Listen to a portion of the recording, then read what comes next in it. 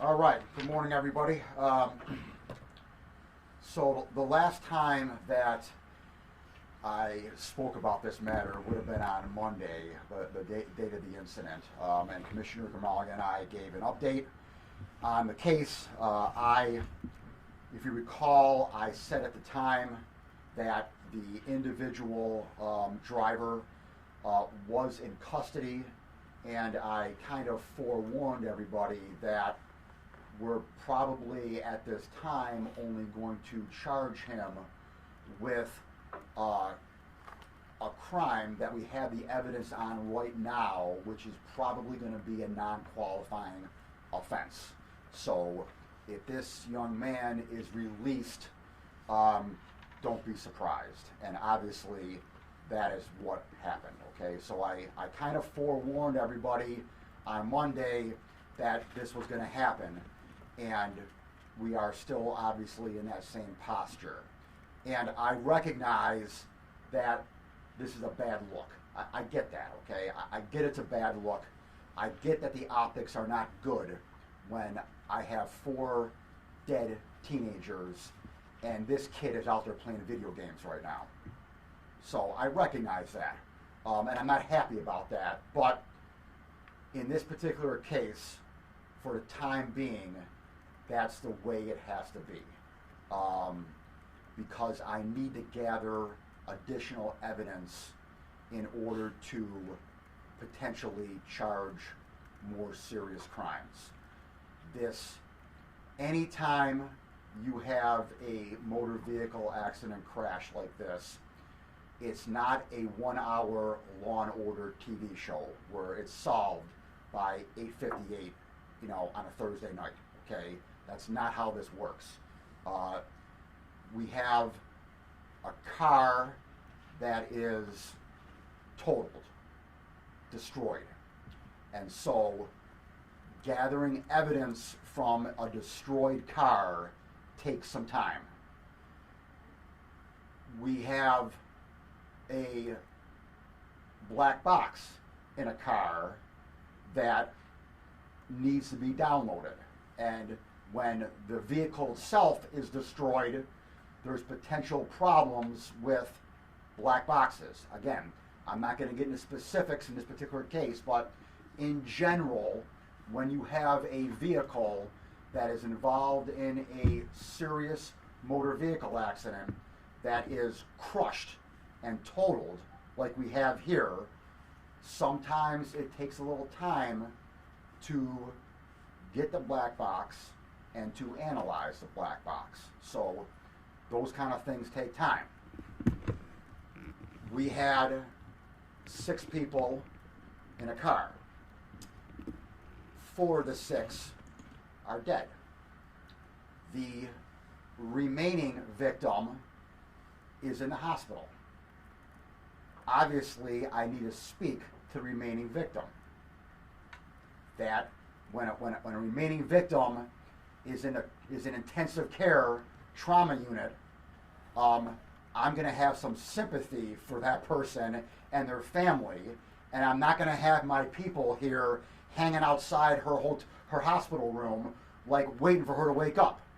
That's not how this works. Okay, I have a little more compassion and courtesy than that.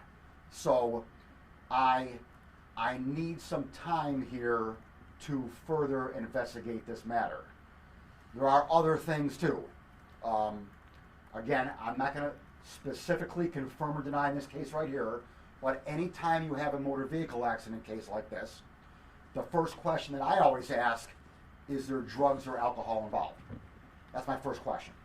That's your first question, okay? I have to go down that rabbit hole. I'm not confirming or denying in this case there was. I'm not going to talk about any evidence. I'm just talking about generally when I have a motor vehicle accident case, that is a rabbit hole that I go down every time. Those things take time. So I understand that there were some protests out in front of family court today.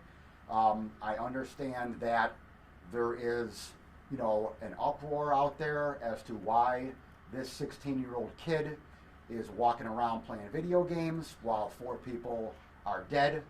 And like I said before, I don't like that look either.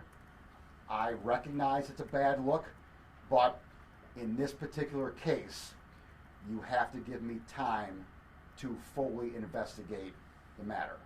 So as of right now, the only evidence that I have fully in front of me is the 2 charges that have been leveled, which are the 1 count of criminal possession of a stolen vehicle. It's not a weapons charge. I know. Yeah, no problem. Yeah, okay. You never make a mistake anyway, so I don't know. So it's a criminal possession of a stolen property charge, and it's the unauthorized use of a motor vehicle charge. So those are the 2 charges, again allegedly, that we have the evidence for right now. So on Monday, I told BPD just charge those 2 offenses because at the time we have the evidence for that. So again, you know how this all works here.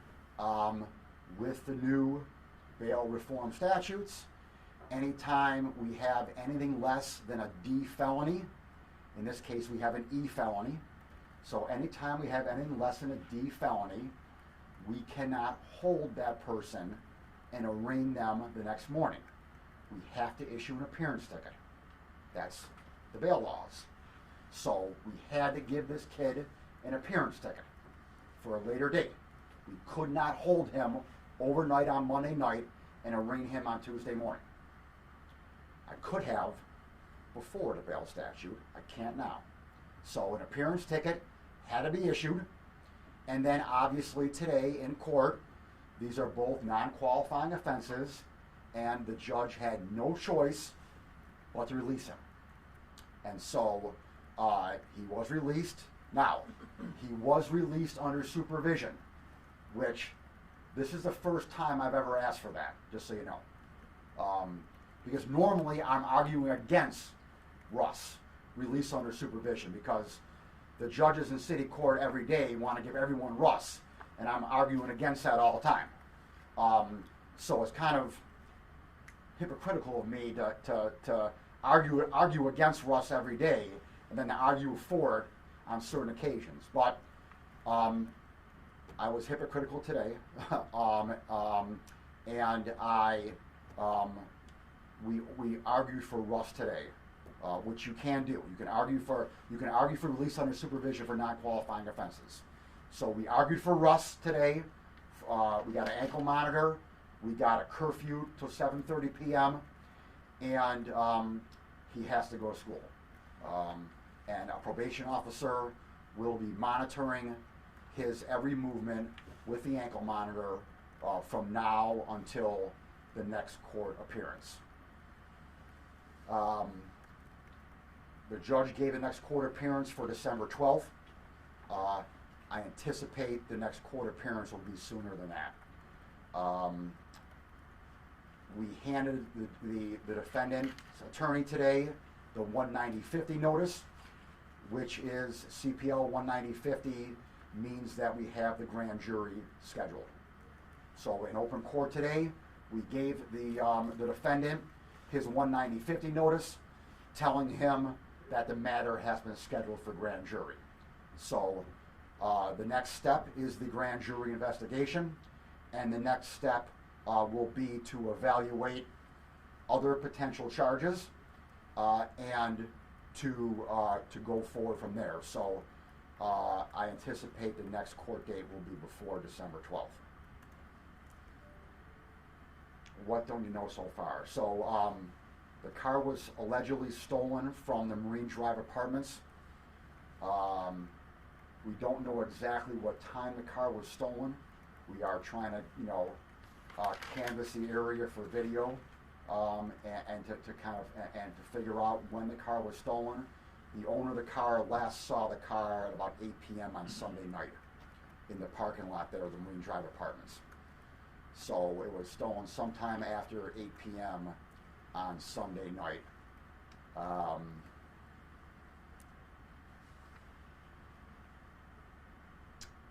The 17-year-old male, the 16-year-old male, and the 14-year-old female all died at the scene.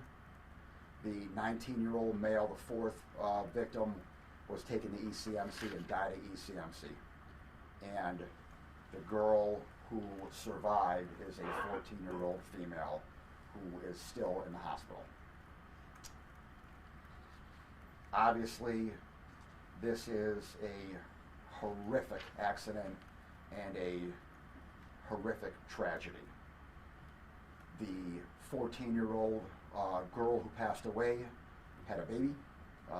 That baby will now no longer have a mother. All four of the victims' families are devastated. This community is devastated, and I assure everybody that, to the best of my ability, this 16-year-old will be held accountable for his actions. I can't 100% confirm at this time that it was part of this Kia TikTok challenge. I'm 99% certain that it was part of this Kia TikTok challenge, which is spreading across the country and has now reached the city of Buffalo.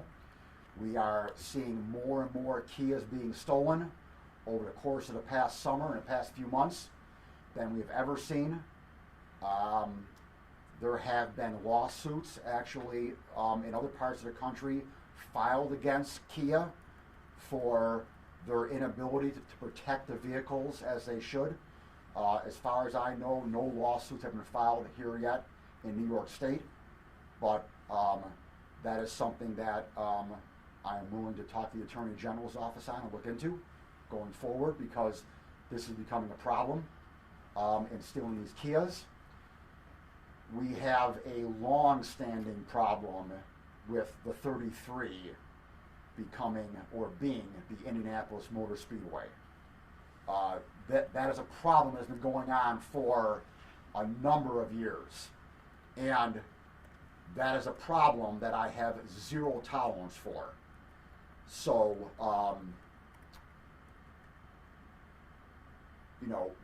BPD is already cracking down on this, and again, let it be known out there that if anyone gets arrested and their paperwork gets in front of me, that it's going to be taken seriously with regard to speeding on the 33. Now, I don't handle any speeding cases, but if it's above a certain amount of miles an hour and it's a reckless driving, then that's a misdemeanor, and a reckless driving will be in front of me. And I don't care how old you are or how stupid you are,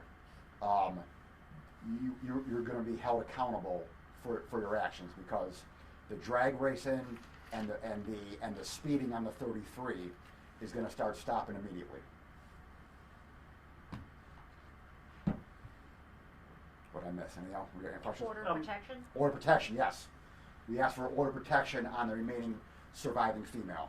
I do not want him talking to her. So an order protection is issued on her behalf. She's in the hospital right now. Her family wanted that. I wanted that, obviously. And so he is precluded from contacting her in any manner or form. And if I find out that he is, then charges will be levied against him for violating order protection. You mentioned about the Kia lawsuit and all that. Yeah. Kia's addressed this, talking about they're trying to repair the issue, okay, and talking about selling devices to make the cars more secure. Does that do anything? No. I mean, why do they got to sell a device to make it more secure? Just fix the key. It's so, from my understanding, again, I'm not an expert in this. I'm too old, I guess. But from my understanding, you can take like a thumb drive and put it in the ignition, all right? If it's that easy, they got to fix that. It's not a matter of like selling some accessory to have it fixed. They should fix that. Is that something that you would put into if there was a lawsuit from New York State? Absolutely. In a civil lawsuit, that's what I'm going to argue. If I go back to my civil days before I got here, that's the first thing I'm going to argue, is that that your product, all right, any product liability case, your product is defective in this manner, and therefore you are causing X, Y, or Z. Come on, man. Sorry, Molly. The only one I didn't take. Yeah. So you'd support a recall for Well, those? I don't know enough about it, I can tell you the truth. So I really should be like talking, I know, out of my mouth here, I do it all the time. I don't know that much about it, to tell you the truth, but I know enough about it to say that, hey, I'm open to, I'm for doing something about this, because obviously it's a nationwide problem, and it's now here in Buffalo. And as a president of the National DA Association, it's a problem for me nationwide amongst our DAs across the country. Yeah. Go ahead. The other aspect of this is you have children learning how to commit crimes on the internet. These videos are popping up so fast that you almost can't stop them. In your opinion, you're prosecuting at the point the crime's already been done. Is there anything that could be done to maybe stop these kids or educate these kids so hopefully children stop trying to steal cars because of an internet? I'm for that. Okay, I get the premise of your question. I am. Listen here. I have no problem in educating children. Okay, as a father of 5. All right, but I'm not going to let them off the hook. I'm not going to let any children off the hook here. Okay, listen here. You know when you're on the internet, okay, and you're looking at doing something illegal, okay? So you need to be held accountable for that and responsible for that, all right? So, I'm not a big, personally, I'm not a big blame the internet kind of guy, to tell you the truth. Should the internet curtail some things? Absolutely, all right? But, I'm kind of a free speech, free will kind of guy, all right? And, you should know better, and you shouldn't be you shouldn't be just listening to everything you see on the internet, all right, and having like a brainwash argument, okay, where brainwashed by the internet, all right, that's weak to me, all right. You know what you're doing, you're voluntarily absorbing the information off the internet, and then you're voluntarily acting on that, okay. So I'm not letting the kids off the hook. Yeah. Was the owner of the vehicle related to any of the people inside the car? No. Was the defendant the one who originally stole the car? I don't. Still to be determined. How is the 14-year-old doing in the hospital? I heard better. I heard better. Yeah. She's getting better. Yes, she's awake. Yes. Yes. Are there any other incidents that might be connected to this? Did they attempt to steal any cars prior? Nothing I'm aware of. Any idea what they were doing all night? And were they all together all night? Well, yeah, no, yeah. See, I'm not gonna confirm or deny the premise of your question. Okay. It is still under investigation. Piggybacking, it's still under investigation. Who stole the car? It's still under investigation. What time each of the 6 individuals got in the car. So all that is still under investigation. Is that what's holding up any additional charges? That and like the 5 things I mentioned initially. Yeah, there's a lot of things holding us up. There were witnesses on the 33. Okay? There were? Yes, there were witnesses on the 33. Well, yeah, it was about 6:30 in the morning. Okay, so people were driving to work. All right, so people saw this. If anyone else saw it, obviously, who hasn't come forward, let me know. Call me up. Okay. There were cars on the 33. Obviously, now it was pitch dark out. It was dark out. All right, so I get that. But yes, there are witnesses who called 911 who saw the accident to some degree, and so we are in the process of talking to those witnesses. So again, that's another reason why I need to do an investigation here. Do you know more about the accident, like the crash part, like what happened? I do, but I can't tell you. When you talk about speed, Yep. Is he going to be charged as an adult? Well, I gotta potentially make that motion, Kevin. Okay, so here's how this works. There are certain crimes that, under the raise the age law, would automatically make it as an adult, and one of those crimes is the serious physical injury and or death of another human being. So again, I'm not confirming or denying that I'm going to do that, because again, to make it clear, I'm not going to talk about any uncharged misconduct. The 2 charges that he has right now, he is innocent until proven guilty, and these are allegations. So let me get that clear right away. If you charge under the raise the age statute any crime that involves serious physical injury and or death, then that would automatically qualify to keep it with me and in the youth part of adult court. If it is anything short of that, like this charge right here, this felony right here, let's just say, for example, that this was the only charge at the end of the day, okay? I highly doubt that, but let's just hypothetically say it was. This would not be an automatic qualifier. I would have to make a motion to keep this one with me. And then a judge would decide whether or not I met the burden and either keep it with me or send it to family court. So it is, the short answer to your question is too early to tell right now, Kevin. For the child of the 14-year-old girl that is the child of family, is it? I don't know, to tell the truth. And did the driver, the alleged driver, the person you were charging, did they have any medical, like any injuries like that with so much destruction of the car? No, not really.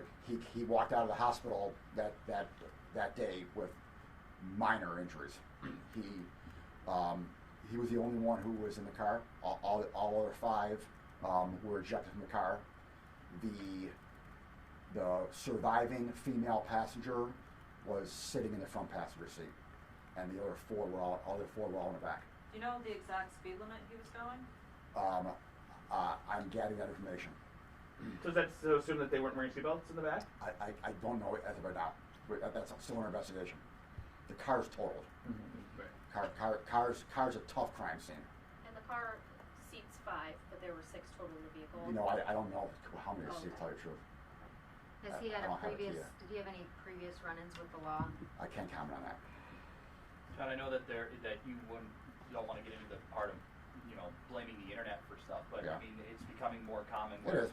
there is more crime happening because these kids are on social media, TikTok, Yeah. Twitch, and all these other apps. Yeah. In what way do you believe that these Well- social media sites need to be held more accountable? Well, again, there's obviously there's a responsibility aspect of it on 2 levels. Okay, there's a responsibility aspect of it on us adults who control social media and the internet. All right, I recognize that. All right, but the problem is that everyone today wants to make it an either or. All right, and I'm not an either or kind of guy. Okay, it can be both. All right, either the internet's all bad. It's the guns. Guns are all bad. Okay, but no one wants to take or put responsibility on the human being. All right, everyone wants to blame either an object or an entity. All right, the object being guns, the entity being social media. All right, and again, I believe that all those need to be regulated in some manner. Okay, to a certain, as long as it's constitutional. All right, but I tend to also put blame on the human being, the individual who actually does the action and commits the crime. And so I don't put it all on them. I do recognize there are other factors, but I tend to view things not in an either or type of world, personally. What about the parents? You're talking about human beings. I mean, this individual is a juvenile. Yes. Do the parents bear any responsibilities? Are Well, they looking at anything? I mean, again, I always believe that the family structure and the breakdown of the family structure in our society is a major contributor to crime. There's no doubt about that. In this particular case right here, I don't know whether the 16-year-old has any parents. he's got 2 addresses. He's got one in Cheektowaga and one in Buffalo. He apparently goes to Riverside High School, so he uses the Buffalo address. He's got a grandmother who lives in Buffalo, who he stays with and uses that address to obviously go to Riverside High School. He also has an aunt who lives in Cheektowaga, so he uses that address, and that's the actual address on the arrest paperwork. So he's got an aunt in Cheektowaga, he's got a grandmother in Buffalo. I don't know anything more about his family, Maki, all right? So I don't know if there are any parents, to tell you the truth. There could be, again, I'm not saying there's not, all right? But, no, I'm not going to, I'm not going to stand up here and point fingers at individuals, all right? I just don't like doing that. But I will point fingers at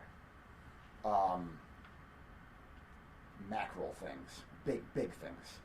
And I will point a finger at the breakdown of family structures as leading to crime. There's no doubt about that. Who was he released to? Was it the aunt or the grandmother? Grandmother. Grandmother. I have my team up here with me. I have the head of my vehicle crime bureau chief, Paul Glascott. Christine Murray works in the vehicle crime section as well. And I have Assistant District Attorney Lucas Froman from my Justice Court Bureau also assisting on this matter. Also, I've got 3 attorneys on the matter. We have all of BPD, the Accident Investigation Unit, working with our team here to gather additional evidence, to complete the investigation of this matter, and, you know, going back to what I originally said, it's in here. There's no reason to protest in front of family court. You know, the family court judges didn't do anything wrong here. If you want to get mad at someone, get mad at me, all right? You can criticize me. I'm the reason why he only has an A misdemeanor and an E felony charged against him right now. So that lies with me. So protest me. I don't need to protest family court. Who was protesting? I don't know. I got a call from a family court judge saying that why they're protesting in family court. Sorry, I'll take care of it when I get on the front of the microphone. They can blame me. So if he's found guilty on both charges, how many years is he looking at? On an E, 1 to 4. But listen here, this is, I mean, yeah, I can't 100% guarantee anything in life. I can't predict the Bills' victory on Sunday, but I'm gonna. I guarantee there's more charges. Yeah. In previous motor vehicle, potentially vehicular manslaughter cases, those have taken a really long time. Yes. I've seen some of these, and I know Yes. there's often frustration. Yes. Like, what's Yes. going on? It sounds like you think this won't take as long for those. I don't know that, Maki. I know you can't. I don't know that. It could take a little bit. It could take. I mean, that was a Maserati, though, right? There've been a few of these. Yeah. Where it just The takes- Maserati black box was difficult. That was complicated. Because it was made in Germany, and I got, like, I mean, Paul can tell you, I got a different answer from Germany every 5 minutes. And they, Germany, you got to call England, you got to call Holland, or this part was made in France. It was a pain in the butt for the Maserati. This is. You're not dealing with that. No, here. I'm not dealing with that now. No, yeah. So this should be faster in that regard. I still need to talk to this girl. In terms of the witnesses, So- did anyone say that if they saw them speeding or driving erratically or anything? I can't comment on that. Yeah, I can't comment on that specific evidence. Yeah. All good. Okay. All right. Thank you.